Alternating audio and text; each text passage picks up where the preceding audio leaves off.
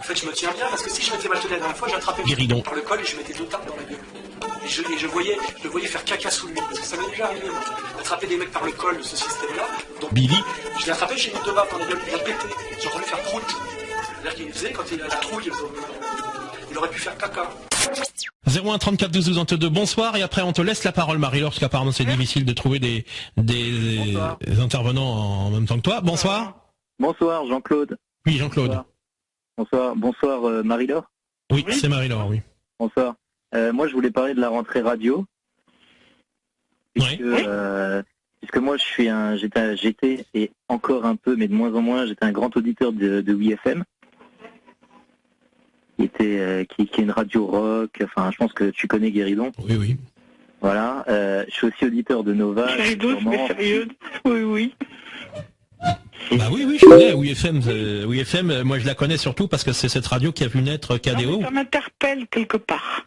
KDO Olivier ont commencé à se faire connaître. Ton sérieux m'interpelle. Il faut être sérieux de temps en temps. Alors continuons.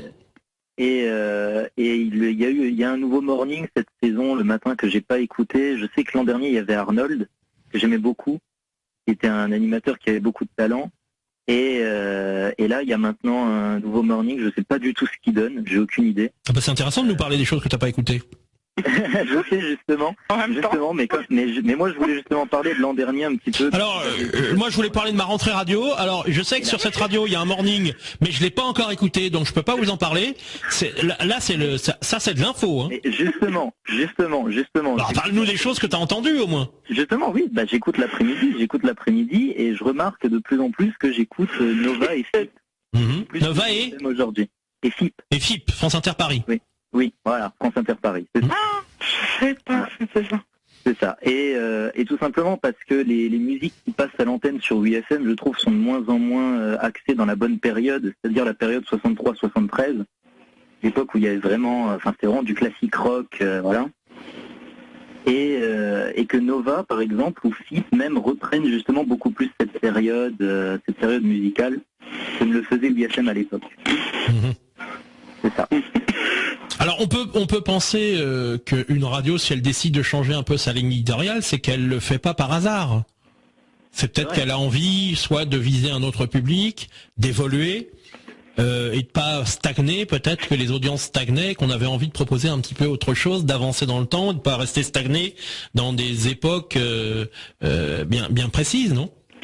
Je pense qu'une radio, surtout des radios, des grosses radios comme ça, qui ont connu quand même cette notoriété, font des études avant de transformer, ou alors c'est un peu du au pif. Je pense pas que ces radios aillent au pif au niveau de leur ligne éditoriale.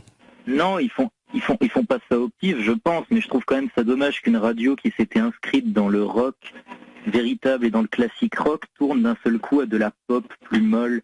Parce qu'il y a de moins en moins de rock à l'antenne quand j'écoute en ce moment, je trouve. Et je trouve ça véritablement dommage. Alors qu'avant, j'écoutais, j'étais sûr et certain de tomber sur du Pink Floyd tout de suite, voilà, sur des groupes comme ça. Et là, d'un seul coup, hop, je tombe sur des choses qui sont beaucoup plus récentes. Et je me dis, mais où sont les années 60, 70 à l'antenne, quoi. Où elles sont ? Voilà. Et je trouve ça dommage. Même Nostalgie, par exemple, c'est beaucoup moins... Il y a plus rien, c'est plus comme avant. Aujourd'hui, c'est plus les années 80, je trouve, voilà. Ça reste, 80 c'est nostalgique encore. Hein. Non mais je suis d'accord avec lui. Ouais. Ça me fait plaisir. Ben non, voilà. C'est pas une question de faire plaisir, c'est que c'est ma façon de penser aussi. Ouais. Voilà. Et sinon, je voulais aussi parler de la télévision. La télévision, je voulais en parler un petit peu. Je voulais parler de Canal+, justement, parce que je sais qu'il y a d'autres auditeurs qui ont parlé de Canal+ avant moi, et cette chaîne, elle fait beaucoup débat avec ce qui s'est passé récemment avec le rachat ou avec Bolloré. Et j'ai vu un article là, comme quoi le Grand Journal allait être payant. Enfin, allait être mis en crypté maintenant. Allô ? Oui ?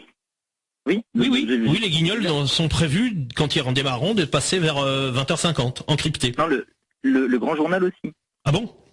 Oui, mais j'ai vu un article tout à l'heure comme quoi le Grand Journal était aussi prévu comme passage en crypté. Bah, ça serait étrange qu'il ait commencé en clair et qu'il le passe en crypté. Alors, c'est un peu bizarre, mais bon, ça rentre un peu, je pense, dans leur ligne éditoriale de vouloir plaire à des ils essayent de toucher une tranche d'âge qui est surtout des, comment on appelle ça encore, des travailleurs, enfin c'est je sais plus comment on appelle ça, le cadre. Voilà, le cadre d'entreprise, surtout les gens d'entreprise, de toucher. Permets-moi d'en douter quand même, parce que même sous Bolloré, Canal+ a besoin d'une vitrine. Parce que c'est aussi une vitrine pour parler du reste de la chaîne et puis pour donner envie aux gens de s'abonner ou de ne pas se désabonner. Parce que moi j'entends plus en ce moment des gens qui ont envie de se désabonner. Dans les commentaires que je lis sur Internet, il y a des gens qui disent mais attendez, laissez-leur une chance. De toute façon, c'est pareil comme le départ de Claire Chazal. On trouve, il y en a qui trouvent ça scandaleux, d'autres qui disent ah bah il était temps quand même. Place aux jeunes, place à d'autres personnes. Laissez le temps aux équipes de s'installer. On peut pas de toute façon refaire ce qui s'est déjà fait. Et puis il y en a qui ont l'impression, enfin j'ai l'impression qu'il y en a qui découvrent, comme je le disais la semaine dernière, qui découvrent l'économie au sein de l'audiovisuel et que bon la pub, la pub ça fait vivre les médias privés et que c'est pas la redevance télé qui les finance, donc il leur faut de la pub. Et plus un programme marche, plus vous aurez de la pub. Mais Canal+, il leur faut une vitrine, et je pense que même sous Bolloré, il y aura quand même une tranche en clair. En plus, je sais même pas s'ils auraient le droit de la crypter, parce que ce sont des accords avec le CSA qui fait que on leur a accordé une tranche en clair. Je suis même pas sûr que eux, ils aient forcément le droit de la crypter, sauf s'ils mettent un programme qui est crypté habituellement. Eh ben, moi, je peux te dire. Je crois que ils ont cette obligation, c'est une espèce de contrat, à moins qu'ils renégocient le contrat avec le CSA, mais je crois qu'à partir du moment où on leur offre une tranche en clair, ils n'ont pas le droit de la crypter, comme ils n'ont pas le droit éventuellement de décrypter une tranche qui n'est pas prévue d'être en clair. Enfin non, ils n'ont pas le droit de décrypter une tranche qui devrait être prévue cryptée par le CSA. Je crois que ça fonctionne comme ça. Moi, totalement raison. Donc je doute que le grand journal passe en crypté. Hein. Je sais pas, j'avais lu ça tout à l'heure, comme ça, je me suis dit, bon après c'est peut-être une fausse. Ouais, mais tu sais, on lit beaucoup de choses. Oui, puis vous parliez d'Hanouna tout à l'heure, Cyril Hanouna a démenti un certain nombre de rumeurs aussi le concernant. J'ai lu comme quoi Bolloré le surveillait de très près. Lui, il a démenti. Maintenant, est-ce que ça fait bien de démentir? Je pense qu'ils vont tous un petit peu tester et voir un petit peu comment ça fonctionne. Et puis après tout, ben voilà, les choses, elles sont ce qu'elles sont. Mais avant de tirer à boulet rouge sur les gens, attendons qu'il se soit passé quelque chose. Il y a plein de choses qui disparaissent. C'est la vie de la télévision. Après, il y a des gens qui disent ouais, toujours pareil, des programmes qui restent 30 ans, ça bouge pas. J'ai l'impression que c'est bien français cette manière de râler. Moi, ça fait 2 ans qu'ils me débitent presque 40 € à Canal+, et je n'ai plus Canal+, et je n'arrive pas à les joindre. Comment ça, t'arrives pas à les joindre? Non. Je mets une fortune en téléphone. J'ai payé plus de 50 € de téléphone pour les joindre, pour dire que je n'ai plus, alors que je suis à Bolloré. Ils me débitent sur mon compte. Ah bah, il faut que tu stoppes les prélèvements à partir du moment où tu le reçois pas. C'est pas compliqué de dire à ta banque on arrête les prélèvements. Mais j'arrive pas à les joindre. Non mais t'arrêtes les prélèvements. Écoute, Marie-Laure, tu fais opposition. Si t'arrives pas à les joindre, eux-mêmes à ce moment-là ils vont peut-être te contacter puisqu'il y a plus de prélèvements. Tu dis écoutez, j'arrive pas à les joindre. Ah, tu m'étonnes, moi à chaque fois j'ai voulu essayer d'avoir Canal+, tu les as. Je paye. Non, c'est pas possible. Attends, tu fais pas le bon. Quel numéro tu fais pour obtenir Canal? Que j'ai rien, quoi. Quel numéro tu fais pour obtenir Canal? Tu peux aller le chercher sur Internet? Ça, c'est un numéro court à 4 chiffres ou c'est un numéro à 10 chiffres? Là, je me suis inscrit au truc de Canal+, pour pouvoir gérer mon compte, quoi. Et leur demander non mais moi ce qui m'intéresse c'est de les avoir au téléphone et de leur dire tu veux dire que tu t'es créé un compte tu t'es créé un compte avec une attends Marie-Laure tu t'es créé un compte avec une adresse email? Oui. Bon bah alors donc normalement si t'as un problème tu vas pouvoir le résoudre par le biais d'internet aussi hein. Oui mais sauf que moi je voudrais avoir les gens au téléphone, leur expliquer ce qui m'arrive.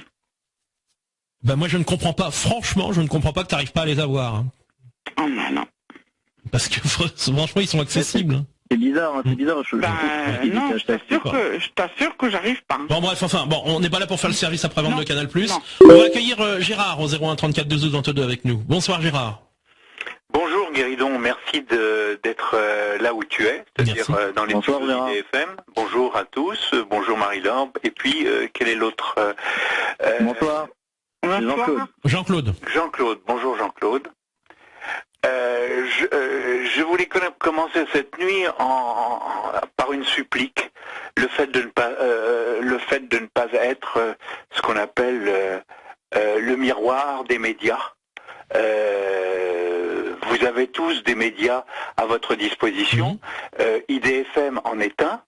Je pense qu'on peut être original et essayer de s'exprimer sur autre chose que les thèmes des médias. Voilà, c'est tout ce que je peux vous dire, parce que là je suis parti pour la nuit, là. Non, on a dit qu'on arrêtait, on faisait 1 heure jusqu'à, voilà, 1 heure, donc t'en as encore pour 4-5 minutes, pas plus. Bon, quant aux émissions en clair de... Et j'ai pas forcément orienté sur la rentrée média. Hein. J'ai dit si vous avez envie de parler, parce que ça en a fait parler beaucoup sur Internet de la rentrée média, mais ça peut être votre rentrée à vous, comment elle s'est passée. Si vous avez des conseils à donner, des coups de gueule à passer, voilà, c'est pas simplement axé sur les médias. J'ai parlé de la rentrée en général. La rentrée en général? Oui, la rentrée en général. Mais il est évident que la rentrée, on est touché par la rentrée des médias, d'autant plus cette année que Canal+. Voilà, donc à partir de là, ça peut en effet intéresser un certain nombre de personnes d'en parler. De toute façon, les équipes de Canal+, je trouve, elles changent à chaque fois, mais enfin pour moi, ça reste toujours les mêmes, j'ai l'impression. Je ne sais pas ce que vous en pensez, mais pour moi, j'ai rien à vous dire là-dessus. Toujours les mêmes. Il a rien à dire, Gérard, dans la mesure où il n'est pas très clientélé, il a plus de télé chez lui, donc. Je sais pas moi. Les rares fois où il la regarde, il va la regarder chez des amis quand il veut regarder un programme qui risque de l'intéresser. De toute façon, quels que soient les changements qui s'opèrent sur ce qu'on appelle le programme des ondes, vous n'êtes pas obligé de regarder ni d'écouter, donc vous pouvez couper à tout instant et puis faire votre programme qui s'appelle votre vie. Voilà, tout simplement. Oui, Gérard, mais il y a des gens qui sont, attachés à certains programmes. Toi, tu n'es plus attaché à la télé. Alors, moi, je ne le suis pas, donc je le dis. Oui, non mais t'as raison de le dire, moi j'y suis attaché. T'en as qui peuvent être attachés, même si l'internet prend le pas sur la télévision, beaucoup, surtout chez les jeunes. T'en as qui sont attachés. Moi je suis encore un téléphage, beaucoup moins qu'avant. Alors téléphile peut-être plutôt plus que téléphage, mais il y a des programmes, oui, ça me ferait chier qui disparaissent parce que j'aime bien le côté bon enfant. Et puis je sais prendre, à mon avis, contrairement à certaines personnes, je sais prendre le 2e ou 32e degré du Et puis avec la multitude des chaînes, je pense que vous allez trouver votre recette. Hein. Eh ben, contrairement à ce que tu dis, justement, non. Parce que la multitude des chaînes n'apporte pas le bonheur. Elles appartiennent tout au même groupe. Hein. En plus. Le même groupe, les chaînes. En plus, voilà. Ça se divise en 4-5 groupes, peut-être grand maximum, et encore, qui contrôlent ces chaînes-là, où elles se rachètent les unes les autres, et puis elles se revendent des programmes. C'est-à-dire que les chaînes nouvelles rachètent des programmes que tu as déjà vus sur les chaînes mères, quoi, on va dire. Oui, Jean-Claude. Écoute, Guéridon, j'aimerais juste te dire quelque chose quand on parlait. Attendez, pas tous en même temps, Gérard et Jean-Claude. Donc Gérard, oui, tu voulais dire? Je ne veux pas frustrer des auditeurs potentiels, donc je vais partir, quitte à revenir tout de suite. Oui, pas de souci. Parce que comme tu ne veux pas rester sur ce thème des médias... Non, c'était histoire de... Et que certains veulent s'exprimer, voilà. Je vais laisser la place. Ok, à tout à l'heure, Gérard. À tout à l'heure. Merci à toi. À tout à l'heure. Jean-Claude, à toi.